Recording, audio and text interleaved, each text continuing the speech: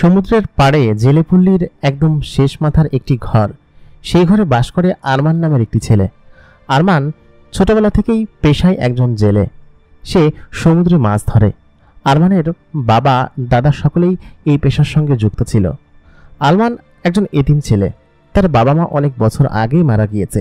সে তার দাদির সঙ্গে এই ঘরে থাকত। তবে একটা সময় পর তার দাদিও মারা যায়। এখন বলা চলে আরমান সেই জায়গায় একাই থাকে এবং একা সকলের সঙ্গে বসবাস করে। আরমান সকলের চোখে বেশ ভালো একটা ছেলে এবং আজকে আমরা জানব আরমানের সঙ্গে কি ঘটেছিল এবং তার জীবনের সঙ্গে ঘটে যাওয়া এক অলৌকিক ঘটনা, যে ঘটনা শুনলে আপনিও কাঁদতে বাধ্য হবেন। আসসালামু আলাইকুম দর্শক, সকলে কেমন আছেন? স্বাগত জানাচ্ছি দ্য মেগাবক্স প্রাইমের নতুন আরও একটি এপিসোডে। আশা করি আপনারা সকলে ভালো আছেন। বরাবরের মতোই কণ্ঠে আমি আরজে ইমরান আপনাদের সঙ্গে আছি। আজকের গল্পে আমরা শুনব আরমানের জীবনের ঘটনা, কি ঘটেছিল তার সঙ্গে। বেশি দেরি না করে আমরা সরাসরি ঘটনায় চলে যাব। তার আগে বলে রাখি, আপনারা যদি আমাদের চ্যানেলটিকে এখন পর্যন্ত সাবস্ক্রাইব না করে থাকেন তাহলে অবশ্যই সাবস্ক্রাইব করে দিন। সেই সঙ্গে আমাদের ভিডিওতে লাইক এবং আমাদের ভিডিওতে কমেন্ট করতে অবশ্যই ভুলবেন না। তাহলে চলুন আমরা সরাসরি আরমানের জীবনের ঘটনায় যাই। প্রতিদিনকার মতো আরমান এবং তার দল সমুদ্র থেকে মাছ নিয়ে ট্রলারে করে বাড়িতে ফিরছিল। তারা প্রত্যেক দিনই সমুদ্রে যায় এবং 2-3 দিন পরে সমুদ্র থেকে অনেক মাছ ধরে ফিশারি ঘাটে এনে বিক্রি করে। আরমান এবং তার জেলে পাড়ার প্রায় সকলেই এই একই কাজ করে সারা জীবন অভ্যস্ত এবং তারা এগুলোই করে থাকে। আরমান এই দলের সবথেকে শক্তিশালী এবং বুদ্ধিমান যুবক। এই ট্রলারের সঙ্গে যখন আরমান যায় তখন সবাই নিশ্চিন্ত থাকে যে মাছ এবার বেশি পাওয়া যাবে এবং আরমান সবসময় জানে যে কোন অঞ্চলে মাছ বেশি পাওয়া যায়। তার চাচা এবং অন্যান্য সকলরা তার উপর ভরসা করে। আরমানের ট্রলার যখন ঘাড়ে ফেরার পরে তখন সকলে মাছ নামাতে শুরু করলো। আরমান চলে গেল ফিশারি ঘাটের যেখানে মাছ বিক্রি হয় সেই আড়তে। সেখানে গিয়ে আড়তদারদের সঙ্গে কথা বলতে শুরু করলো। বলল, আজকে অনেক বেশি মাছ পেয়েছি, যেগুলো তোমাদের কম দামে আমি দিব না। আড়তদারদের মধ্যে একজন আসলেন, বলুন কি যে তোর মাছ সবসময় একটু বেশি হয় আর একটু বড় বড় হয়, তুই আসলে জানিস যে কোথায় জাল ফেলতে হয়, তা কি কি মাছ পেয়েছিস? আরমানের দলের সকল জেলেরা তখন মাছ নিয়ে আসতে লাগলো। আরমানের সঙ্গে একটা ছেলে কাজ করে, তার নাম সজল। সজল এসে বলল, ভাই আজকে তো অনেক মাছ পাইছে, আমাকে একটু কিছু টাকা বাড়ায় দিয়েন। আরমান বলল, টাকা দিয়ে কি করবি? ও যখন বলল, নতুন বিয়ে করেছি, বোঝেনি তো। আরমান বলল, আচ্ছা ঠিক আছে, তোরে কিছু টাকা বাড়াই দিব না। এখন মাছগুলো সকল সিরিয়াল এখানে রাখ। ক্যারেটের পর ক্যারেট মাছ সব এনে তারা রাখতে লাগলো এবং একের পর এক মাপা শুরু হলো। তারপর আড়তদার এসে দেখে একটা দাম ফিক্সড করলো। আরমান বলল, এত কম দামে দিব না, আরো বাড়ায় দিতে হবে। তারপর এই 3 দিনের খাটনি বাবদ তারা বেশ কিছু টাকা পেল এবং যাদের যাদের টাকা দেওয়ার কথা প্রত্যেককে টাকা দিয়ে দিল। এই নৌকাটা সকলে মিলেই কিনেছে আর এখানে যা কিছু সকলে মিলে, তো সেহেতু টাকার পরিমাণও সেরকম ভাবেই হবে। আর আরমান যেহেতু টিম লিডার, সেহেতু একটু টাকা বেশি নেয় এবং সকলে কম বেশি করে টাকা ভাগাভাগি করে নিয়ে গেল। আরমান এবং সজল দুজনে তাদের বাড়ির দিকে যাচ্ছিল। সজলদের বাড়ি ওই একই পাড়ায় আর অন্যান্য সকলে যার মতো চলে গিয়েছে। বোটটা জায়গা মতো রেখে ভালো মতো বেঁধে তারা বাড়ির দিকে রওনা দিল। বাড়িতে আসার ঠিক আগ মুহূর্তে সজলকে বলল, আচ্ছা ঠিক আছে, তুই 1000 টাকা বেশি নিয়ে যা আজকে, ঠিক আছে? আর একথা কিন্তু কাউকে বলিস না। আর সবাই ওখানে ভাগ বটারা করে, তো কম বেশি দিলে ওরা তখন বুঝে যাবে, এই জন্য আমার ভাগের থেকে তোর 1000 টাকা বেশি দিলাম। তখন সজল বলল, ভাই এইখান থেকে। সজল এই কথা বলতে আরমান বলল, আচ্ছা আরে দরকার নাই, তুই যা তো। আরমান তখন ওকে দিয়ে নিজের বাড়িতে আসলো। বাড়িতে কেউ থাকে না, শুধু সে ব্যতীত। আরমান এসে গোসল সেরে রান্না চুলায় বসালো, কারণ রান্না বান্না তার নিজেরই করতে হয়। রাত্রে খেতে হবে, আবার দুপুরবেলা এখন খাওয়া লাগবে। সে এসে রান্নাবান্না চড়িয়ে দারুণ একটা গোসল দিয়ে তারপর খাবার খেয়ে একটা ঘুম দিল। সন্ধ্যার পরে বিকেলবেলা আরমান বাজারে বা এদিকে ওদিকে ঘুরতে যায়। ওদের সিস্টেমটা এরকম, সমুদ্রের পাড়ে যেহেতু বাড়ি, জনজীবন এখানেই এরকম ভাবেই এবং এই জেলে পাড়ায় ছোট থেকে সে মানুষ হয়েছে। তার শিক্ষা দীক্ষা একদমই নেই। সে এরকম করেই সকলের সঙ্গে মেশে, সকলের সঙ্গে কথা বলে এবং পাড়ার তাকে খুব ভালোভাবে চেনে। সন্ধ্যার দিকে আরমান বাজার থেকে সমস্ত কিছু কিনে এনে রাত 9টার দিকে সমুদ্র পাড়ে বসেছিল। সেদিনই যে তার জীবনের একটা পরিবর্তন এবং মোড় ঘুরে যাবে সেদিন আরমান বুঝতে পারেনি। সমুদ্র পাড়ে যখন বসেছিল তখন সে দূরে পানির ভিতরে একটা আলো জ্বলতে দেখল। সেদিনকে আরমান আলোটাকে হয়তো স্বাভাবিক কোনো আলো ভেবে ভুল করেছিল, কিন্তু এরপরে আরমানের জীবনে এক অন্যরকম ঘটনা ঘটে। আরমান সেদিনকে তো চলে এসেছিল, তার বেশ কয়েকদিন পার হয়ে গেল। তারা সমুদ্র থেকে আরো কয়েকবার গিয়ে মাছ ধরে নিয়ে আসলো। কিন্তু এবার আরমান এবং তার দল সেখানে যেতে একটু ভয় পাচ্ছিল, কারণ সমুদ্রে ঝড় বৃষ্টি উঠতে চলেছে। আরমান বলল, আরে কিছু হবে না, দেখি আমরা অপেক্ষা করি, ঝড় বৃষ্টি থামুক তারপর যাব। যাই হোক, ঝড় বৃষ্টি এক প্রকার থেমে গেল, তবে তখনও সমুদ্র একটু উত্তাল ছিল। আরমান বলল, এতে কোনো সমস্যা হবে না, চল। ওরা একদম খোলা এবং ভালো পরিবেশ দেখে সমুদ্রে নৌকাটা বাড়ালো। সেই রাত আরমানের জীবনটা একদম পরিবর্তন করে দিয়েছিল। তারা একদম ভোর ভোর নৌকা নিয়ে সমুদ্রের উদ্দেশ্যে বেরিয়ে পড়ল। তাদের ট্রলার সেই সমুদ্রের বড় ঢেউ পার হয়ে অনেকটা শান্ত একটা জায়গায় চলে আসলো, যেখানে মাছের হয়তো অভাব নেই। আরমান বলল কি যে আজকে বেশ ভালো মাছ পাওয়া যাবে। সকলে জাল ফেলো। সকলে তখন জাল ফেললো এবং জাল ফেলে একদম বিকেল আগের দিকে জাল টানতে শুরু করলো। এত বেশি মাছ উঠলো যে এই এক দিনে যা উঠেছে তা অন্যান্য দিনে 2-3 দিনের সমান। আজকে অনেক বেশি মাছ পাওয়া গিয়েছে। আরমানের যত টিমমেটরা ছিল তখন বললো যে আজকে যা উঠেছে তা বরফ কলার ভিতরে রাখা যাবে, আর আরেকদিন কালকে দেখি ওই দিকটা যাব, গেলে হয়তো বেশ ভালো মাছ পাওয়া যাবে। ওরা এই সম্পূর্ণ এলাকা চেনে এবং এই এলাকার ওই পাশে ওরা কখনো যায় না, কারণ ওই পাশে হচ্ছে কোস্টগার্ড এবং অন্য দেশের বর্ডার। ওরা এই পর্যন্ত এই মাছ ধরতে সীমাবদ্ধ। রাতের দিকে ওদের ওইখানে বেশ বড় অনুষ্ঠান হলো, পার্টি টাটি হলো। সাধারণত সমুদ্রে যারা মাছ ধরে সকল বোটগুলো একত্রিত হয়, একত্রিত হয়ে তারা গান বাজনা এবং অন্যান্য ধরনের অনুষ্ঠান পার্টি এগুলো করে থাকে। আরমান হচ্ছে ওদের টিমের লিডার ছিল, এই জন্য ওইখানে আরমানের সমস্ত কিছু ব্যবস্থা করলো, খাওয়া দাওয়া এবং অন্যরকম একটা আমেজ এবং অনুষ্ঠান হলো। ওই দিনকে ওরা রাত্রেবেলা সারা রাত অনুষ্ঠান করলো, গল্প করলো, আড্ডা দিল, খাওয়া দাওয়া করলো। সবকিছু মিলিয়ে ওদের রাতটা বেশ ভালো কেটে গেল। সবাই যার মতো ঘুমালো। পরের দিন সকাল থেকে শুরু হলো এক অন্যরকম আবহাওয়া, যে আবহাওয়ার ওরা আঁচই করতে পারেনি। আবহাওয়াটা বেশ বৈরী ছিল, কোনো বাতাস ছিল না। বাতাস না থাকার কারণে আশেপাশে কেমন যেন লাগছিল। সারাদিন এরকমভাবে কেটে গেল। মোটামুটি মাছ ধরতে পারলো তারা। জেলেদের মূল যে সর্দার আরমান আর আরেকজন ছিল, তিনি বললেন যে আজকে তো খুব বেশি মাছ ওঠে নাই, প্রথম দিন বেশ খানিকটা উঠছিল, চলো আমরা ওদিকে যাই। আরমান বলল, না চাচা, ওদিকে যাওয়া যাবে না, ওদিকটায় আসতে গেলে আমাদের একটু সমস্যা আছে, আর ওদিকটা একটা মোহনা আছে, ওদিকে গেলে নির্ঘাত কোনো সমস্যা হবে। একথা বলতে ওনারা মানলেন না, বললেন কি যে ওদিকে মাছ পাওয়া যাবে, আর আগামীকালকের ভিতরে আমাদেরকে ফিরতে হবে, যদি না ফিরি তাহলে এই মাছ বিক্রি করা যাবে না। সেহেতু আজকে আমাদের যেভাবেই হোক মাছ ধরে আগামীকালকের মধ্যে সকালের মধ্যে ফিরতে হবে, সেহেতু আজকে ওদিকে যাওয়ার বিকল্প নেই। আবহাওয়া বেশ অদ্ভুত ছিল, এই রোদ আবার এই বৃষ্টি হচ্ছিল। চারিদিকে সমুদ্র তেমন উত্তাল ছিল না, পরিবেশ ঠিকঠাক ছিল। তোরা তখন বললো, আচ্ছা ঠিক আছে, বোট ওদিকে ঘোরাও। তো সকলে মিলে বোট সেদিকে ঘোরাতে শুরু করলো। আর আরমান বললো, আচ্ছা ঠিক আছে, চলেন, আর কি করার আছে, ওদিকে তো একবার গেছিলাম, আর আগে একটু সমস্যা পড়েছিলাম, সেটা জানেন, সেজন্য আমি নিষেধ করতেছিলাম। তো সকলে তখন মাথা শুনলো না। রাত্রেবেলা তখন সকলে ওইদিকে বোট ঘোরালো। তো সন্ধ্যার পরে, মানে রাত যখন একটু গভীর হলো, তো ওই সময় হচ্ছে মাছ বেশি পাওয়া যায়, ওরা মাছ ওই সময় জাল টানে। তো জাল ফেলেছে প্রায় বিকেলের দিকে, জাল অনেকক্ষণ ফেলেছে এবং টানতে শুরু করলো। তো সেই মুহূর্তে সমুদ্র আচমকা উত্তাল হতে শুরু করলো। এত বেশি উত্তাল সমুদ্র এর আগে আরমান কখনো দেখেনি। চারিদিকটা বেশ অদ্ভুত ছিল। ওই পাশ থেকে বড় মেঘের টুকরো দেখা যাচ্ছিল। তখন আরমান বলল, চাচা, আমাদের ফিরে যাওয়া উচিত, কারণ এইখানে আমরা সত্যি আর সামনে করতে পারবো না। ওই দেখেন, মেঘ এদিকে আসতেছে আর সমুদ্রের পানি আস্তে আস্তে বেড়ে যাচ্ছে। তোর চাচা বলল, আসলে ঠিক, জাল তাড়াতাড়ি তুলতে হবে, জাল ধরে ট্রলার তাড়াতাড়ি ছাড়তে হবে। সকালে মিলে তাড়াহুড়ো করে জাল টানতে শুরু করলো। জাল টেনে উঠাতেও প্রায় আধা ঘন্টা বা 1 ঘন্টার মতো তো লাগবেই, বিশাল বড় জাল ফেলা। সকলে একত্রে মিলে জাল টানতে শুরু করলো। ততক্ষণে আচমকা বৃষ্টি চলে এসেছে। সমুদ্রে এই গরম, এই রোদ, এই বৃষ্টি, এটাই নিয়ম। কিন্তু দূর থেকে যে মেঘটা ভেসে আসছে, সেই মেঘে ওদের সমস্যা হবে সেটা আরমান আগে থেকে আঁচ করতে পেরেছিল। এই জন্য বললো, তাড়াতাড়ি ট্রলার ছাড়ো আর দ্রুত তোমরা এই জালটা টানো। কিন্তু জাল এত পরিমাণ ভারী ছিল, কারণ জালে মনে হয় অনেক মাছ বেঁধেছে, টানতে অনেক কষ্ট হচ্ছিল। প্রায় আধা ঘন্টা 40 মিনিট টানার পর প্রায় অর্ধেকেরও কম জাল উঠে এসেছিল, কিন্তু তাতে ছিল প্রচুর মাছ। যে পরিমাণ মাছ ছিল তাতে ট্রলারের নিচের অংশ ভরে আবার উপরেও রাখতে হবে। ট্রলারটা খুব বেশি বড় ছিল না। অনেক কষ্ট করে, অনেক শক্তি মেহনত দিয়ে তারা সেই জাল তুলতে শুরু করলো। এক পর্যায়ে তারা প্রায় তুলে ফেললো, কিন্তু ততক্ষণে সমুদ্র এত বেশি উত্তাল হয়ে পড়েছে আর মাছে পুরো ট্রলার ভরে গিয়েছে, ওজন অতিরিক্ত হয়ে গিয়েছে। ট্রলার স্টার্ট দিতে চলতে শুরু করলো, কিন্তু সমুদ্রের যে বড় বড় ঢেউ, তাতে করে কিছু মাছ ফেলে দেওয়া ছাড়া আর কোনো উপায় ছিল না। ওরা আরমানের নির্দেশে কিছু মাছ ফেলে দিল, কিন্তু ততক্ষণে সমুদ্র অনেক উত্তাল হয়ে উঠেছে, আর তীরে পৌঁছাতে তাদের যে সময় লাগবে তাতে করে মেঘ অনেকটা তাদেরকে ধরে ফেলবে। তারা যদি সেই সময় রওনা দিত তাহলে হয়তো এরকম বিপত্তি হতো না। আচমকা অনেক বড় একটা ঢেউ এসে ধাক্কা দিল। ধাক্কা দেওয়ার সঙ্গে সঙ্গেই নৌকার এক অংশ কাত হয়ে মাছের অর্ধেকের বেশি পড়ে গেল। নৌকা সামনে যতই আগাচ্ছে সমুদ্র তত উত্তাল হয়ে উঠছে। এত পরিমাণ উত্তাল সমুদ্র সে কখনোই দেখেনি। আরমান তার জীবনে তো কখনো দেখেনি। তার চাচার লোভের ফলে আজকে হয়তো এরকমটা হয়েছে।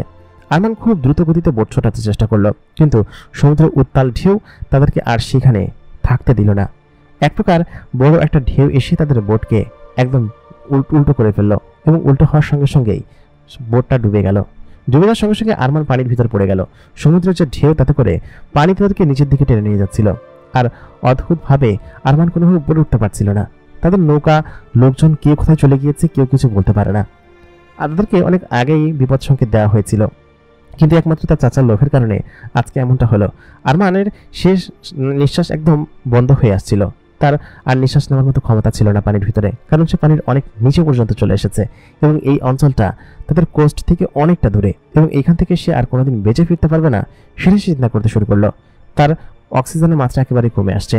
ঠিক সেই মুহূর্তে আরমান একটা জিনিস দেখে চমকে গেল।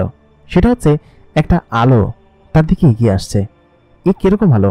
পানির ভেতরে এরকম একটা আলোকিত বস্তু তার দিকে এগিয়ে আসছে। ততক্ষণে আরমানের সেন্স প্রায় শেষ হয়ে যাওয়ার মতো অবস্থা। তার ফুসফুসের ভিতরে অনেকটা পানি ঢুকে গিয়েছে। তার চোখ একটু একটু করে ঝাপসা হয়ে বন্ধ হয়ে আসছে। সে কোনোভাবে উপরে উঠতে পারছে না। তার নিঃশ্বাস বন্ধ হয়ে সে এখনই মারা যাবে। তারপর সে খেয়াল করলো তার কাছে কিছু একটা এগিয়ে আসছে, এবং সেই জিনিসটা তাকে ধরলো। জিনিসটাকে দেখতে একটা মানুষের মতো। আরমান তখন তার চোখ বন্ধ করে ফেললো। তার আর সেন্স নেই, সে মারা যাবে একটা অবস্থা। জিনিসটা তাকে তুলে একদম উপর পর্যন্ত নিয়ে আসলো। আরমান তখনও অচেতন অবস্থায়। উপরে এনে আরমানের পেটের ভিতর থেকে পানি বের করতে শুরু করলো। জিনিসটা কতক্ষণ সাঁতার কেটেছে তা জানে না, আরমান নিজেও বলতে পারবে না। আরমান পরের দিন সকালবেলা যখন ঘুম থেকে উঠল, সকাল তখন হয়নি, চারিদিকে তখন বৃষ্টি অনেকটা থেমে গিয়েছে। তার পেটের ভিতরে যা পানি ছিল সব বের করা হয়েছে। আরমান যখন চোখ খুলে সে আশেপাশের পরিবেশ দেখে চমকে গেল। সমুদ্রের পাড়ে সে শুয়ে আছে বালির উপরে, চারিদিকে কেউ কোথাও নেই। আরমান উঠে বসলো, বসে দেখলো সূর্যের আলো তখন হালকা ফুটেছে, চারিদিকে আলো। সে একটা দ্বীপের উপর বসে আছে। দ্বীপটা বেশ অদ্ভুত, এবং এরকম দ্বীপ কোথায় সে আদতে বলতে পারবে না, কারণ এরকম দ্বীপ সে আগে কখনো এর সমুদ্রের আশেপাশে কোথাও দেখেনি। এই কোন দ্বীপ এবং কোথায় এটা? আরমান কোনো কিছু ভেবে উঠতে পারছে না। সে কি করবে? সে কি এখান থেকে, সব থেকে বড় কথা, সে বেঁচে গিয়েছে, কিন্তু তার নৌকা, তার অন্যান্য সকল মানুষজন, সকল জাল সব কোথায়? গতকালকের কথা তার মনে হতে লাগলো। সেই সমুদ্র, সেই ঝড়। সমুদ্র এখন অনেকটা শান্ত। গতকালকে রাত্রে যা ঝড় হয়েছে সেই ঝড়ে সে প্রায় মারাই যাচ্ছিল। সে তখন সেখানে বসে কাঁদতে শুরু করলো, কারণ তার কান্না করা ছাড়া আর কোনো উপায় নেই। সে কি করবে? তার শরীর তখনও চপচপে ভিজা। সে উঠে বসে কান্না করছে। তখনই তার মাথায় আসলো তাকে গত রাত্রেবেলা কেউ একজন বাঁচিয়েছে। সে স্পষ্ট দেখতে পেয়েছিল কেউ একজন তার দিকে তেড়ে আসছে, এবং সেটা একটা মানুষ ছিল, মানুষের মতোই দেখতে। কিন্তু আরমান কি কে নিয়ে আসলো? কোনো অলৌকিক শক্তি নাকি অন্য কোনো কিছু? আরমান কোনো কিছু বুঝতে পারছে না। আরমান সেই রাতে সেই দ্বীপেই থাকার সিদ্ধান্ত নিল, কারণ সেখান থেকে তাকে উদ্ধার না করলে সে এখান থেকে কোনোভাবে যেতে পারবে না। তার যাওয়ার জন্য হলেও, এই দ্বীপ থেকে তাকে উদ্ধার করতে হলেও এখানে সার্ভাইভ করতে হবে তাকে। কারণ হয়তো কোনো দৈবিক শক্তি বা আল্লাহ তাআলার ইচ্ছা ছিল সেই জন্য সে বেঁচে গিয়েছে, আর যা দেখেছে সেগুলো হয়তো অক্সিজেন মাথায় না থাকার কারণে হ্যালুসিনেশন হয়েছে তার, সেটাই হয়তো সে দেখতে শুরু করেছে। আরমান তখন সেই দ্বীপের কাছে এখানে এসে ভেতরে ঢুকতে শুরু করলো। একটু দূরে যেতেই সে দেখলো একটা নারকেল গাছ রয়েছে, খুব বেশি বড় না, পাশাপাশি পেয়ারা গাছ রয়েছে, আরো কিছু জঙ্গলি ফল রয়েছে। এটা কোন দ্বীপ? আর এখানকার সমুদ্রের পানি একদম স্বচ্ছ। ওরা যেখানে থাকে সেখানকার সমুদ্রের পানি এতটা স্বচ্ছ না। আরমান কোনো কিছু বুঝতে পারছে না। সে সেখান থেকে ডাব পেড়ে অনেক কষ্ট করে সেগুলো খেলো এবং বসে রইল। আর তার চিন্তা হতে লাগলো যে এখানে তার থাকার জন্য নিশ্চয়ই এখানে একটা ঘর বানাতে হবে। সে ভেতর থেকে কিছু জিনিসপাতি ভেঙে এনে এখানে ছোট্ট একটা ছাপার মতো বানালো। তাতে করে তার কোনো কিছু হবে না, জোর একটা বাতাস আসলে এটা ভেঙে পড়বে, কিন্তু তাকে সার্ভাইভ করার জন্য এটা তো করতেই হবে। আরমান প্রায় সারা সকাল এবং দুপুর পর্যন্ত সেই ঘর বানালো, এবং বিকেলের দিকে একটু বিশ্রাম নেওয়ার জন্য সেখানে শুলো।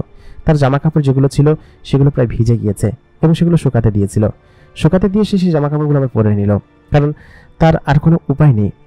সে এখন এখান থেকে বের হবে কিভাবে সে চিন্তা করতে শুরু করলো। এরকম একটা দ্বীপপুঞ্জে এসে সে আটকে গিয়েছে, কিন্তু তার একটা জিনিস মাথায় ঢুকছে না, গত রাত্রে তাকে কে বাঁচালো এবং কে তাকে এই পর্যন্ত দিয়ে গেল, সেটা তো তার মাথায় খেলছে না।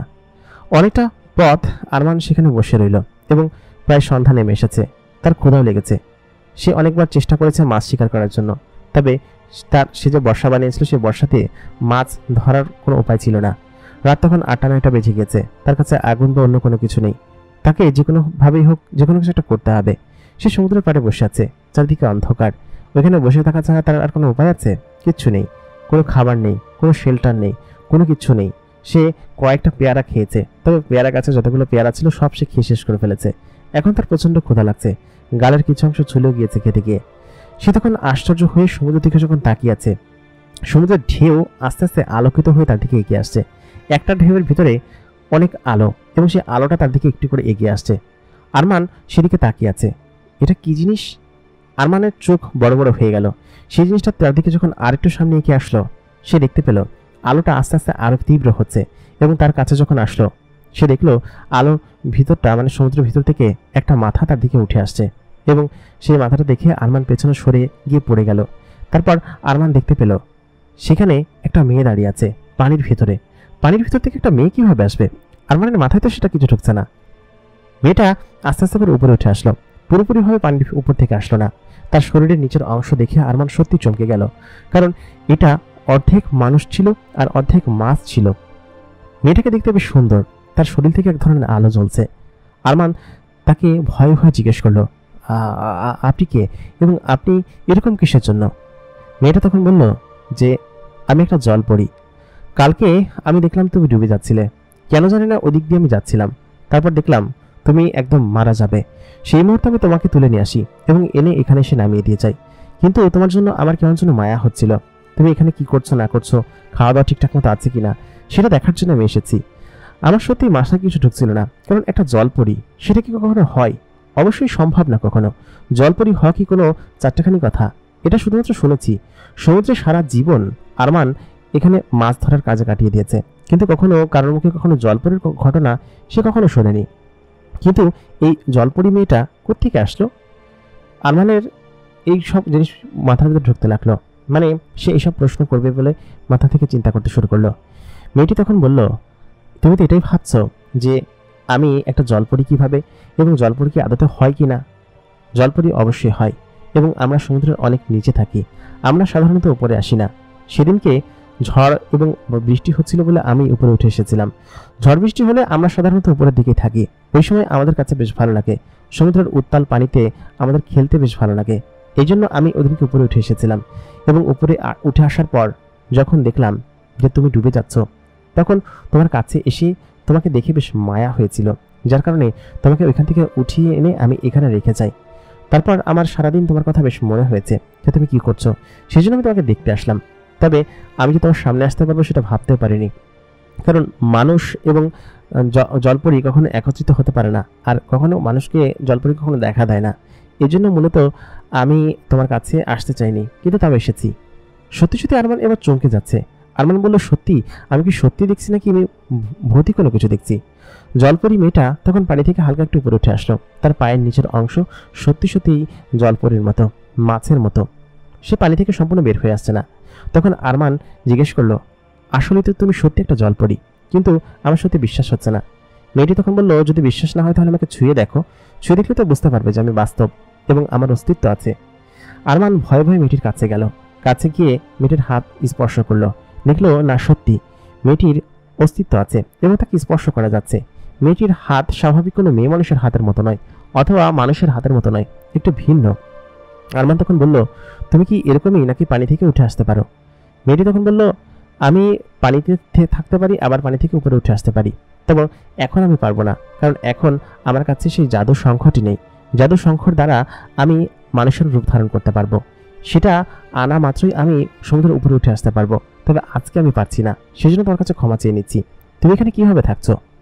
আরমান তখন বলল যে আমি এই যে ছোট্ট একটা কুড়োঘর বানিয়েছি আর এখানে কিছু ফল ফলালি আছে, সেগুলো খাচ্ছি।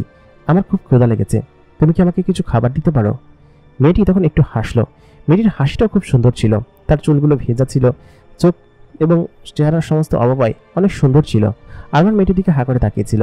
ঠিক সেই মুহূর্তে মেয়েটি সমুদ্রের ভিতরে ডুব দিল। ডুব দিয়ে 5 মিনিট পর সে উঠে আসলো। উঠে আসার পর খেয়াল করলো যে মেয়েটির হাতে বেশ কিছু অলৌকিক জিনিস রয়েছে এবং সেই ঢাকনা সরাতেই ঝিনুকের মধ্যে থেকে এক ধরনের খাবার বেরিয়ে আসলো। আরমান সেই খাবারটা ধরলো, ধরার পর বলল যে এটা থেকে কেমন যেন গন্ধ আসছে। ওগুলোকে যে এটা বেশ সুস্বাদু খাবার, তুমি খাও, সমস্যা হবে না, এটা তোমার জন্য বানিয়ে নিয়ে এসেছি আমি। আরমান তখন মুখে দিতে দেখলো একটু বেস্বাদ আছে, তবে খাওয়া যাচ্ছে। তার ক্ষুধা লেগেছিল বলে সেই জিনিসটা সে খেতে শুরু করলো। তারপর মেয়েটি বলল, তুমি আজকে এখানে থাকো, আমি দেখি রাত্রেবেলা আবার আসবো। রাত্রে ছাড়া দিনের বেলাতে এখানে আসার মতো পরিবেশ নেই, কারণ আমাদের অনেক শত্রু আছে চারিদিকে, সেই জন্য আমরা আসতে পারি না। আরমান তখন বলল, আমি এখান থেকে আমার বাড়িতে যাব, আমার বাড়িতে তুমি দিয়ে আসো, এতটুকু উপকার তুমি আমাকে করো, তুমি যে তোমার জীবন বাঁচিয়েছ। মেয়েটি তখন বলল, আচ্ছা ঠিক আছে, আমি তাহলে যাই, গিয়ে দেখি আমি কোনোভাবে জাদুর শঙ্খটা আনতে পারি কিনা। সেটা যদি আনতে পারি তাহলে আমি তোমাকে এখান থেকে নিয়ে যেতে পারবো, আর চাইলে এখানে তোমাকে আমি ঘরও একটা বানিয়ে দিতে পারবো, তুমি চাইলে এখানেও থাকতে পারবা, সমস্যা নেই। আরমান তখন বলল, না, আর আমার দলের সদস্যগণ তারা? মেয়েটি বলল, তাদেরকে আমি দেখতে পাইনি, আমি শুধু সেখানে তোমাকে দেখতে পেয়েছিলাম, সম্ভবত স্রোতের টানে কে কোন দিকে গিয়েছে বলা যাবে না, আমি জানি না। আরমান তখন কান্না করতে শুরু করলো। মেয়েটি তখন বলল, তুমি কান্না করো না, আল্লাহ যা কপালে রেখেছিল ঠিক তাই হয়েছে, আচ্ছা ঠিক আছে, তাহলে এখন আমি আসি। একথা বলে মেয়েটি পানিতে ঝাঁপ দিল। তারপর সেই খাবারগুলো খেয়ে সেই ছোট্ট কুড়ে ঘর যেটা আমি বানিয়েছিলাম সেটার উপরে বসে পড়লাম এবং ঘুমিয়ে পড়লাম। পরের দিন সকাল হওয়ার আগ পর্যন্ত আরমান অপেক্ষা করতে লাগলো সেই পরিমেয়েটার জন্য। পরিমেয়েটা যদি আবার আসে, এসে যদি তাকে হেল্প করে, একমাত্র সেই তার অবলম্বন। পরিমেয়েটা কেন যেন বারবার আরমানের কাছে আসতে ইচ্ছে হতো, তবে সে বারবার আসতে পারতো না, কারণ তাদের পানির নিচের অংশের কিছু নিয়ম আছে, সেই নিয়ম ভঙ্গ করে তো সে আর আসতে পারবে না। সেটাই আরমানকে বলে গিয়েছে। সারা দিন সে সমুদ্রের দিকে তাকিয়ে থাকে, আর ক্ষুধা লাগলে ও তখন জঙ্গলের ভিতর গিয়ে নানান ফলমূল সংগ্রহ করে নিয়ে আসে। এরকম করে প্রায় ওই দিনও কেটে গেল। আরমান এরকম একটা বিচে একা একা, চারিদিকে কেউ কোথাও নেই, শুধুমাত্র সে একা, নিজের সঙ্গে নিজে কথা বলে কতক্ষণ সময় পার করা যায়। আরমান সেটাই সেখানে বসে ভাবছে, আজকে কখন আসবে মেয়েটা। হঠাৎ করে আরমান খেয়াল করলো একটা আলো তার দিকে আবার এগিয়ে আসছে। এ তো গতকালকে সে পরি মেয়েটা। মেয়েটার 2 পা আছে এবং তার পরনে এক ধরনের অদ্ভুত জামা পরা, জামাটার মধ্যে ভেজা থাকলেও একদম কুচকে যায়নি। মেয়েটা হেঁটে বাড়ির উপর উঠে আসলো, বলল কি যে, আমি শঙ্খটা নিয়ে এসেছি এবং এটা দিয়ে আমি চাইলে যে কোনো জাদুমন্ত্র করতে পারবো, এবং এটা আমাদের এখানকার সবথেকে শক্তিশালী জিনিস। এটা আমার বাবার কক্ষে ছিল, বাবা এই জিনিসটা কাউকে দেন না, তবে আমি বাবার আদরের মেয়ে, এই কারণে আমি জিনিসটা এখান থেকে নিয়ে আসতে পেরেছি। এখন তুমি চাইলে তোমার ঘরে যেতে পারো, বুঝছো? আমি বললাম যে আচ্ছা ঠিক আছে। তারপর মেয়েটি আমার কাছে আসলো, তারপর বলল, এই হচ্ছে তোমার ঘর? আরমান বলল, হ্যাঁ, এখানে আমি থাকি, কিন্তু কোথায় যে মারা যাচ্ছি। মেয়েটির এত সুন্দর রূপ, মানুষের রূপ ধারণ করার পর তার চেহারা, রূপ সমস্ত কিছু বদলে গিয়েছে এবং একটা অন্যরকম পরিবেশ সৃষ্টি হয়েছে সেখানে। চারিদিকে যেন অন্যরকম একটা মহল ছিল। মেয়েটির দিকে আরমান হাঁ করে তাকিয়েছিল। তখন মেয়েটি বলল, তুমি চলো, তোমাকে আমি দিয়ে আসি। তারপর আরমান মেয়েটির কাঁধের উপর বসলো। সে সমুদ্রের উপর দিয়ে খুব দ্রুত গতিতে ছুটতে শুরু করলো। মেয়েটি তাকে খুব দ্রুত গতিতে সেখান দিয়ে নিয়ে যাচ্ছিল। আরমান খেয়াল করলো মেয়েটির পা একদম মাছের মতো হয়ে গিয়েছে, কোমরের নিচের অংশ মাছের মতো, এবং তার পরনে এত চমৎকার একটা জামা ছিল যে তাকে দেখতে সত্যি অমায়িক লাগছিল। অনেকটা পথ পেরোনোর পর আরমান খেয়াল করলো তাদের গ্রামের সেই অংশ দেখা যাচ্ছে যেখানে জেলে পল্লী। আরমান সমুদ্রের এক পাশ থেকে উপরে উঠে আসলো, সঙ্গে তার সেই মেয়েটিও আসলো। বলল কি যে, ঠিক আছে, তুমি চলে যাও, তোমার সঙ্গে আবার পরে আমার দেখা হবে, এখন আমাকে যেতে হবে। অনেকটা পথ আমি বেরিয়েছি, আর এখন যদি আব্বা দেখতে পারে যে জিনিসটা তার ওখান থেকে আমি নিয়ে এসেছি, তাহলে অনেক রাগ করবে। সে তো আমাকে এখন যেতে হবে, তুমি তোমার ঘরে নিরাপদে ফিরে যাও। আরমান মেয়েটির সঙ্গে 2 দিন দেখা করেছে এবং 2 দিন অনেকক্ষণ বসে গল্প করেছে সেই দ্বীপে। সেই দ্বীপের কথা আরমানের মনে হতে লাগলো। আরমান তখন হেঁটে বাড়ির দিকে আসছে। আসার পর সকলেই তাকে দেখে বলল, আর সকলে কোথায়? সমুদ্রে ঝড় উঠেছিল, আর সকলে কোথায়? আরমান তখন কাছে এসে বেশ ক্লান্ত ছিল। সকলকে বলল, আর কেউ বেঁচে নেই, সকলে নির্ঘাত মারা গিয়েছে। সমুদ্রে একটা বিশাল ঝড় আসলো, তারপর আর কোথায় কি ঘটেছে আমার কিছু মনে নেই। আমি এখান থেকে দক্ষিণের একটি তীরে গিয়ে পড়েছিলাম এবং আমি সকালবেলা উঠে দেখি সেখানে আমি পড়ে আছি, কিন্তু আর কাউকে আমি খুঁজে পাইনি। সকলে তখন আমার কথা বিশ্বাস করতে চাইল না, কারণ যে সমুদ্রের ঝড় হয়েছে তাতে করে যতগুলো জেলের দল গিয়েছিল, যারা আগে ফিরে এসেছে তারা বেঁচে গিয়েছে, কিন্তু আর 3টা ট্রলারকে মোট খুঁজে পাওয়া যাচ্ছে না। তার মানে এই জেলেপল্লীর প্রায় 28 জন লোক মারা গিয়েছে, তার মধ্যে সে একাই বেঁচে ফিরেছে। এটাকে বিশ্বাস করার মতো। মোট 30 জন গিয়েছিল, আর একজন অন্য জেলের দলে গতকাল রাত্রেই ফিরে এসেছিল। তার মানে 28 জন লোক মিসিং, আর সে একা ফিরে এসেছে। এটা কোনোভাবে মেনে নেওয়ার মতো না। গ্রামবাসী সকল তখন ওকে ব্লেম করতে শুরু করলো যে তুই কিভাবে ফিরে আসলি। আরমান তখন বলতে লাগলো যে আমি বললাম না আমি অমুক একটা দ্বীপপুঞ্জে ছিলাম এবং সেখান থেকে আমি ফিরে এসেছি। কিন্তু সে কোনোভাবেই জলপরীর কথা বলতে চাচ্ছিল না, কারণ জলপরীর কথা বললে কেউ হয়তো বিশ্বাস করবে না। আরমানকে তখন সকলে ধরতে শুরু করলো। সকলে তখন আস্তে আস্তে বকতে শুরু করলো, বললো যে তুই কিছু একটা করেছিস, তুই একা ফিরে এসেছিস, বাকি সবাইকে না নিয়ে তুই গ্রাম থেকে বেরিয়ে যা। আরমান তখন বেশ ক্লান্ত ছিল, সে মাথা ঘুরে পড়ে গেল। তারপর তাকে নিজের ঘরে নিয়ে যাওয়া হলো, খাবার দাবার দেওয়া হলো, সেখানে একটা সুস্থ হলো, কারণ আরমান নিজেও তো এই সার্ভাইভাল অপশন থেকে ফিরে এসেছে। তারপর আরমান 2 দিন থেকে সুস্থ হলো। এই 2 দিন সে ঘর থেকে যখন বের হতো সমুদ্রের পাড়ে দাঁড়িয়ে থাকতো আর সেই জলপরীটার কথা মনে করতো, যে জলপরীটা তার প্রাণ বাঁচিয়েছে। 2 দিন এরকম মাঝখানে কেটে গেল। সকলে আরমানকে এসে জিজ্ঞেস করে যে কি হয়েছিল সেদিন। আরমান তখন বলল এরকম এরকম ঘটনা। সকলে বলল 2 দিন পরে তাহলে কোত্থেকে আসলি? এই দক্ষিণে যদি কোনো দ্বীপ থাকে সেই দ্বীপ থেকে ফিরে আসতে 2 দিন সময় লাগে, কিভাবে আসলি তুই? আরমান তখন সেই প্রশ্নের জবাব দিতে পারছিল না, কারণ কিভাবে আসলো সেটা সে বলতে পারবে না। ওদিনকে সন্ধ্যার দিকে আরমান সেই স্থানে বসেছিল যেদিনকে পরীটা তাকে এদিকে দিয়ে গিয়েছে। আরমান তখন দেখল জলপরীটা আচমকা বাইরে বেরিয়ে এসেছে এবং বলল কেমন আছো তুমি আরমান? এখন কি তোমার শরীর ভালো? আরমান বলল হ্যাঁ আমি ভালো আছি, তুমি ভালো আছো তো? তখন সে সকলকে খুলে বলল যে গ্রামবাসীরা সকলে তাকে এই কথা বলছে এবং বলছে যে এখানে তুই কিভাবে ফিরে আসলি। গ্রামবাসীরা সকলে আমাকে বিশ্বাস করতে যাচ্ছে না। জলপরীটা তখন বলল তুমি আমার কথা বলে দাও যে একটা জলপরী তোমাকে বাঁচিয়েছে। আরমান এই কথা বলার পর বলল যে আমার কথা কেউ বিশ্বাস করবে না, এমনিতেই বিশ্বাস করতে চাইছে না, তারপর যদি জলপরীর কথা বলি তাহলে ওরা আরো আগে বিশ্বাস করবে না। আরমানকে সেই জলপরী মেয়েটা বলল আহা তুমি বলো না। আরমানের পাশে এসে বসে রইল, বসে সে আরমানের সঙ্গে গল্প করতে শুরু করলো। তারপর জলপরীটা কথা শুনে আরমান বলল আচ্ছা ঠিক আছে, আমার কাছে যদি কেউ আসে তাহলে এখন আমি এই কথাই বলবো। পরের দিন আরমান গ্রামবাসীদেরকে এটাই বলল যে একটা জলপরী আমাকে বাঁচিয়েছে এবং যা যা ঘটেছে সমস্ত ঘটনা সকলকে বলল। কিন্তু কেউ যেন সেই ঘটনাকে বিশ্বাস করতে চাইছিল না, কারণ এটা কোনো বিশ্বাস হওয়ার মতো ঘটনাই না। কোনো জলপরী এসে তাকে বাঁচিয়েছে, এটা কি কখনো সম্ভব? মোটেই সম্ভব না। আরমান কোনো কিছুই যেন তাকে বোঝাতে পারছিল না। ঠিক সেই মুহূর্তে আরমানকে তখন গ্রামবাসীরা যখন বলল তুমি এই গ্রাম থেকে বেরিয়ে যাও, কারণ তুমি যে কাজটা করেছো সকলকে রেখে এসেছো আর তুমি এখন খবর বানাচ্ছ। আরমান তখন সকলকে বলল আপনাদের যদি এই গ্রাম থেকে বেরিয়ে গেলে আপনাদের সুযোগ সুবিধা হয় তাহলে আমি বেরিয়ে যাব, কিন্তু ঝড় হয়েছিল সেটা অনেকটা স্বাভাবিক বিষয়, সেখানে আমার কি করার আছে? আমার পরবর্তী দিন যখন আমার চোখ খুলে তখন আমি এরকম একটা দ্বীপের পাশে পড়েছিলাম, আর আমি তোমাদেরকে যা বলছি সেটা তোমরা বিশ্বাস নাই করতে পারো, কিন্তু আমার পৈতৃক ভিটা ছেড়ে আমি কোথায় যাব? সকলে তখন বলল যে তুমি আমাদের পরিবারের লোকজনকে না নিয়ে চলে এসেছো একা একা, এটাই ব্লেম করতে শুরু করলো। তারপর গ্রামের যে প্রধান ছিল তিনি আবার আরমানকে বেশ ভালো জানতেন। আরমানকে বলল যে তুমি কিছুদিন এখান থেকে দূরে গিয়ে থাকো, না হলে এরা তোমাকে মাফ করবে না, কারণ গ্রামের অনেকেই মারা গিয়েছে আর এতগুলো জেলে একসঙ্গে মারা গিয়েছে, এটা বড় খবরে আসবে। যদি খবরে আসে তাহলে তোমাকে সকলে আরো প্রশ্ন করবে। তুমি কয়েক মাস গ্রামের বাইরে থেকে আসো, তারপর এসো, মামলা ঠান্ডা হোক।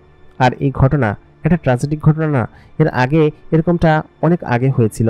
তারপরে এই 28 জন লোক মরেছে, এগুলো সম্পর্কে খবরে আসবে, নানান পত্রপত্রিকায় আসবে। সেটা তুমি এখান থেকে চলে যাও, আর তুমি এখানে 1-2 মাসের আগে ফিরে এসো না, বাকিটা আমি দেখে নিব। আরমানকে গ্রামের ওই প্রধান বেশ পছন্দ করত, কারণ আরমান বেশ সৎ এবং ভালো একজন মানুষ ছিল।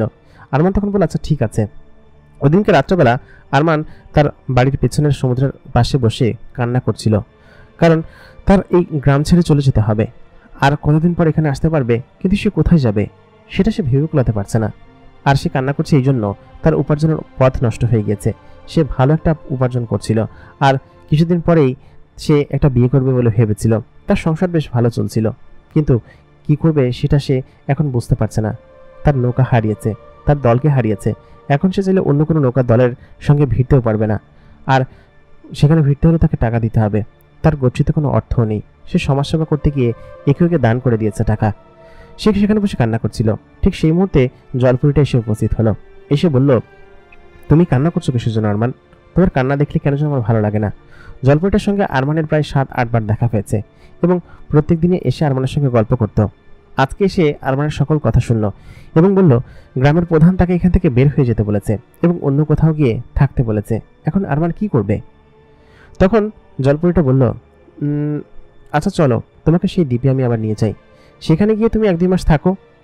তারপর আরমান বলল, সেখানে গিয়ে আমি 1-2 মাস একা একা কীভাবে থাকবো, আর একা একা কি করব? সেখানে গেলে আমার তো সবসময় একা একা থাকতে হবে।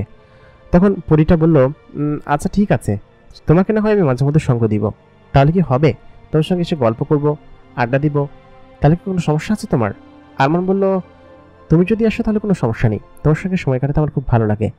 জলপরিটা তখন আরমানকে আবার সেই দ্বীপ পর্যন্ত নিয়ে গেল। সেখানে নিয়ে যাওয়ার পর আরমানকে বলল, আচ্ছা ঠিক আছে, তুমি এখানে থাকো, কিন্তু তোমাকে থাকার জন্য তো একটা বসত তৈরি করতে হবে এখানে, তাই না? তুমি আজকে একটু কষ্ট করে থাকো, কারণ আজকে আমি আমার বাবার শঙ্খটা নিয়ে আসিনি, দেখো না আমি পানি থেকে উপরে উঠতে পারছি না। তারপর আরমান বলল, আচ্ছা ঠিক আছে, তবে আমি কি তোমাকে কোলে করে উপরে নিয়ে আসতে পারি এখানে এই পর্যন্ত?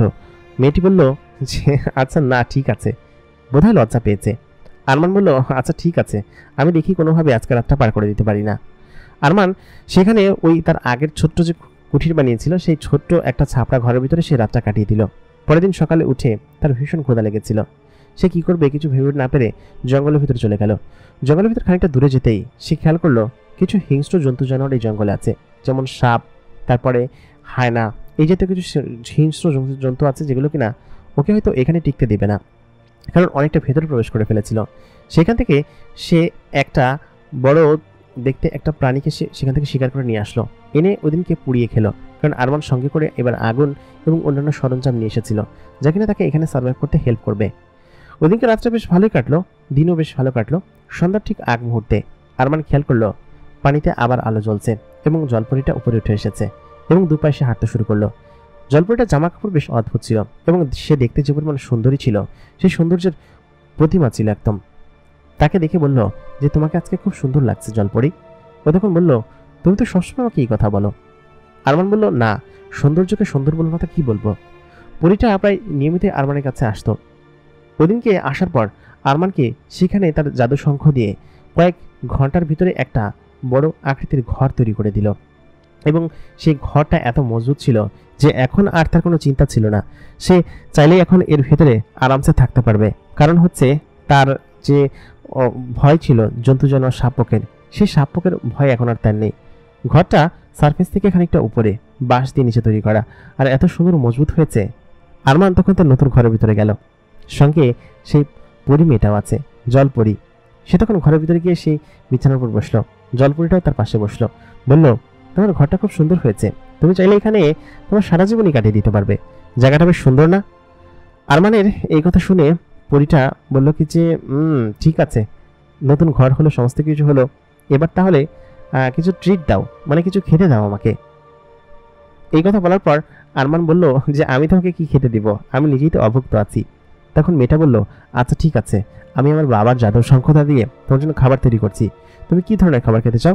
আরমান বলল, যেটা আমি খেতে পারবো, এর আগের দিন যেটা নিয়ে এসেছিলে সেটা আসলে খুব খারাপ ছিল।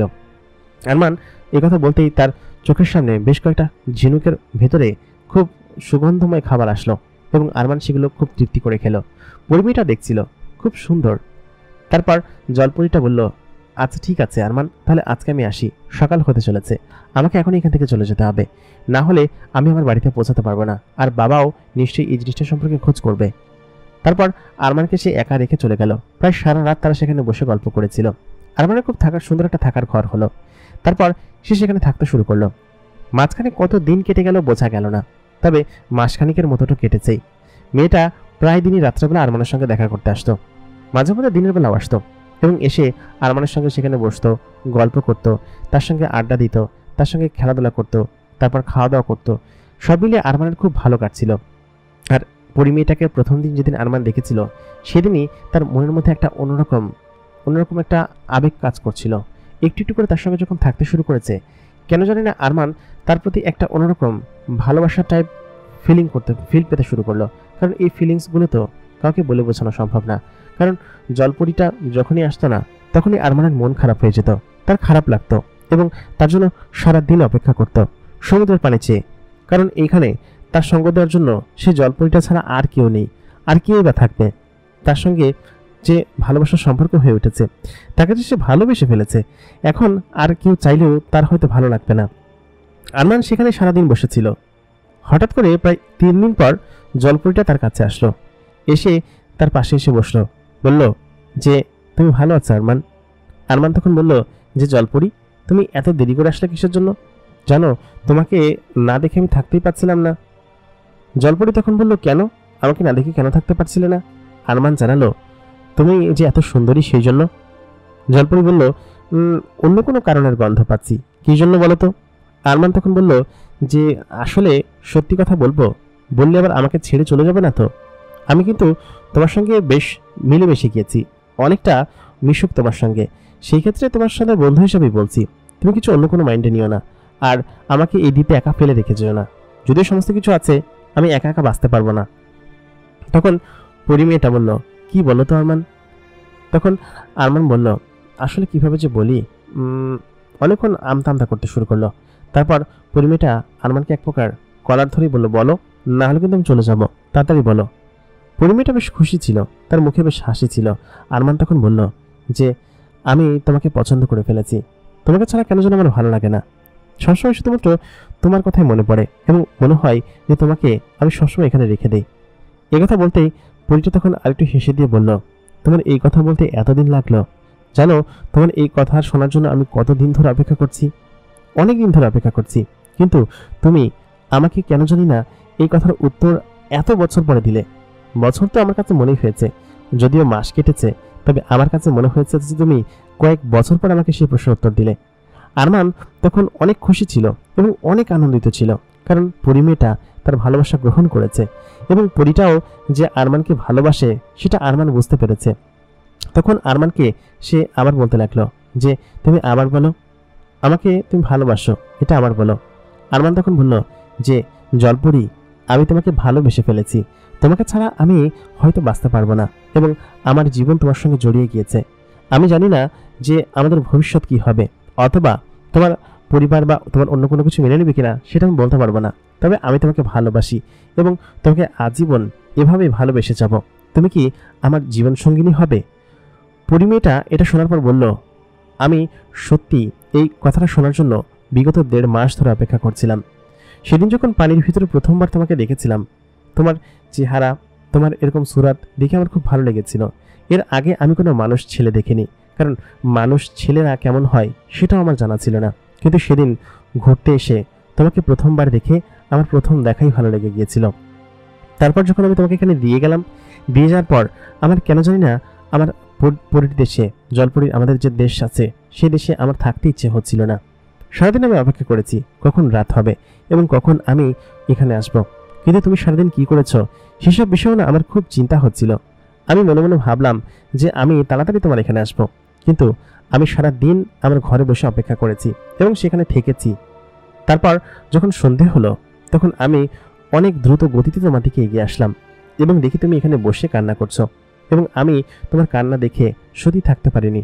আমি ভেবেছিলাম হয়তো তোমাকে খুব সহজে দেখা দিব না। আবার ওদিক দিয়েও চিন্তা হচ্ছিল যে তুমি কি খাবে, কি করবে। আমি ভেবেছিলাম হয়তো সমুদ্রের পাড়ে তোমার জন্য খাবার রেখে যাব এবং তুমি সেগুলো খেয়ে এখানে সার্ভাইভ করতে পারবে, এবং তুমি যখন রাত্রে ঘুমিয়ে থাকবে তখন তোমার জন্য একটা ঘর বানিয়ে দিব। কিন্তু তুমি যখন কান্না করছিলে তখন তোমাকে দেখে আমার খুব খারাপ লাগছিল, জানো। তারপর আমি সত্যি সত্যি উপরে উঠে আসলাম। আমি ভেবেছিলাম যে যা হয় হোক, তুমি যা মনে করো, কিন্তু আমাকে তোমার কাছে আসতেই হবে। তারপর আমি তোমার কাছে আসলাম। আসার পর তুমি আমাকে দেখে বিশ্বাস করতে চাইছিলে না, বিশ্বাস করলে। তারপর যখন তুমি বললে যে তুমি তোমার বাড়িতে যাবে, তখনও আমার খুব খারাপ লাগছিল, কারণ তোমার বাড়িটা ছিল এখান থেকে অনেক দূরে এবং ওই দূর পর্যন্ত যেতে আমার অনেক সময় লাগতো। তাতে করে আমি আমার দেশ থেকে বেরিয়ে অন্য একটা দেশে চলে যেতাম এবং আমরা উপকূলের দিকে খুব কম যাই। আমরা সবসময় গভীরে থাকার চেষ্টা করি এবং আমরা যেখানে ঘর বাড়ি আছে ওই জায়গাটা অনেক গভীরে এবং অনেক নিচে, আমরা সেখানেই থাকি এবং আমরা পানির ভিতরে একদম অনেক গতিতে চলাচল করতে পারি। পরিমেয়েটা যখন আমাকে এই কথা বলল তখন আমি সত্যিই চমকে গেলাম। তাহলে আমি প্রথম দিন দেখে তাকে পছন্দ করেছি, একটু একটু তার প্রতি আমার ভালো লাগা সৃষ্টি হয়েছে, তাকে আমি ভালোবেসে ফেলেছি। কিন্তু পরিটা, জলপরীটা আমাকে আগে ভালোবাসতো, আর এরকম একটা সুন্দরী মেয়ে যে কিনা আমার জন্য তার রাজ্য থেকে প্রত্যেকদিন আমার কাছে আসে, এটা যখন জানতে পারলাম তখন সত্যি আমার কাছে এত বেশি ভালো লাগছিল যে আমি আমার সেই আনন্দ বলে বোঝাতে পারবো না। এত বেশি আনন্দ লাগছিল আমার কাছে। সে তখন আমাকে শক্ত করে জড়িয়ে ধরল। এই প্রথমবারের মতো আমি তার এত কাছাকাছি গেলাম, কারণ সত্যি এই জলপরীটাকে এর আগে আমি কখনো জড়িয়ে ধরিনি। তার শরীর একদম মানুষের মতো। সে যখন পানির ওপরে থাকে তখন তার হাত পা, শরীরের অবয়ব, চুল সমস্ত কিছু মানুষের মতো হয়ে যায়। আর সে যখন পানি থেকে উঠে আসে তখন তার চুল ভেজা থাকে। প্রায় দিনই সে এখানে এসে তার চুল ছেড়ে দিয়ে চুল শুকায়। আজকেও তার চুলটা অনেকটা প্রায় শুকিয়ে এসেছে। তার শরীরের একটা অন্যরকম ঘ্রাণ আছে, সেটা মাছেদের মতো ঘ্রাণ না, একটা অন্যরকম সুগন্ধি। সম্ভবত এটা তার শরীরের ঘ্রাণ। সে যখন আমাকে জড়িয়ে ধরলো, সেই শরীরের সুগন্ধি আমার নাককে যেন একদম ভিজিয়ে দিচ্ছিল। আর একটা জলপরি, যাকে কিনা আমি ভালোবেসে ফেলেছি, তাকে ছেড়ে আমি কোথায় যাব? এবং সেই যেন আমার জীবনের সমস্ত উদ্দেশ্য এবং সমস্ত কিছু হতে শুরু করলো। এবং ও তখন আমাকে অনেকক্ষণ জড়িয়ে ধরে রাখলো। আমি তখন বললাম, সত্যি আজকে আমি পৃথিবীর সব থেকে সুখী এবং খুশি মানুষ। এত আনন্দ আমি কোথায় রাখবো? তাই বলে আমি চিৎকার করে বলতে শুরু করলাম, আমি তোমাকে ভালোবাসি জলপরি। সে তখন বলল কি যে, আমার নাম জলপরি না, তুমি শুধু আমাকে জলপরি বলছো। আমার নাম সত্যি জলপরি না, আমার একটা নাম আছে, কিন্তু এতদিন তোমাকে বলিনি কারণ তোমার মুখ থেকে জলপরি কথাটা শুনতে আমার খুব ভালো লাগে। তখন আমি বললাম, আচ্ছা ঠিক আছে, তোমার মুখ থেকে আমি আমি আমি জলপরি বলবো, তোমার নাম আমার শোনা দরকার নেই, এবং জলপরি নামেই ডাকবো, ঠিক আছে? ও তখন বললো যে, আমাদেরকে তোমরা জলপরি বলে ডাকো তাই না? আমরা জলের মেয়ে এবং জলে থাকি, এটাই হচ্ছে আমাদের আসল পরিচয়, এবং আমার একটা নাম আছে, নামটা শুনবা না? ও তখন বলতে লাগলো তার নাম। আমি বললাম যে, তোমাকে আমি জলপরি নামে ডাকবো। তাই বলে তাকে আবার জড়িয়ে ধরলাম। তখন ও বলল, আমার নাম স্নিগ্ধা। তখন আমি বললাম, স্নিগ্ধা? স্নিগ্ধা আবার কেমন নাম? এটা তো মানুষের নাম হয়। ও তখন বলল যে, আমি দেখতে স্নিগ্ধের মতো, এই জন্য আমার নাম স্নিগ্ধা রেখেছে, তবে আমার আরও অন্যান্য নাম আছে। তখন আমি বললাম, আচ্ছা ঠিক আছে, আমি তোমাকে জলপরি বলে ডাকবো, স্নিগ্ধা ফিগ্ধা বলে ডাকবো না। ও আমাকে জড়িয়ে ধরে রাখলো এবং আমি তার কোলে মাথা রেখে বেশ খানিকক্ষণ গল্প করতে শুরু করলাম। কারণ আমাদের গল্প করতে করতে কখন যে রাত কেটে যায় আমি আসলেই জানতাম না, এবং সত্যি বিশ্বাস করতে পারতাম না। সেই দ্বীপ, আকাশে ঘন চাঁদ, আর প্রেমিকার কোলে মাথা রেখে বসে গল্প করা, আসলেই সেটা এক সুখকর অনুভূতি। আমার জীবনটা আজ এরকম অদ্ভুত হয়ে যাবে সেটা কল্পনা করতে পারিনি। আমি তার সঙ্গে সেখানে গল্প করলাম এবং ও খানিকক্ষণ বাদে আমার কপালে চুমু খেলো। এটা দেখে আমার তখন চোখ কপাল উঠে গেল, কারণ একটা জলপরি, আমার প্রেমিকা, আমাকে চুমু খেয়েছে। আমি তার দিকে হা হয়ে তাকিয়েছি, ও তখন আমার দিকে হা করে তাকিয়ে আছে, এবং আমাদের একে অন্যকে দেখার ঘোর যেন একদমই কাটছে না। প্রিয় দর্শক, এই গল্পের প্রথম এপিসোড এখানেই শেষ। দ্বিতীয় এপিসোডে কি হবে জানতে হলে আমাদের সঙ্গে থাকুন। যারা এই গল্পটিকে পছন্দ করেছেন তারা এই ভিডিওর কমেন্ট সেকশনে অবশ্যই বেশি বেশি কমেন্ট করুন, এবং যত বেশি কমেন্ট করবেন তত দ্রুত এই গল্পের দ্বিতীয় পার্ট আপনাদের জন্য আপলোড করব। যারা এখন পর্যন্ত আমাদের চ্যানেলটিকে সাবস্ক্রাইব করেনি তারা এখনই চ্যানেলটিকে সাবস্ক্রাইব করে রাখুন।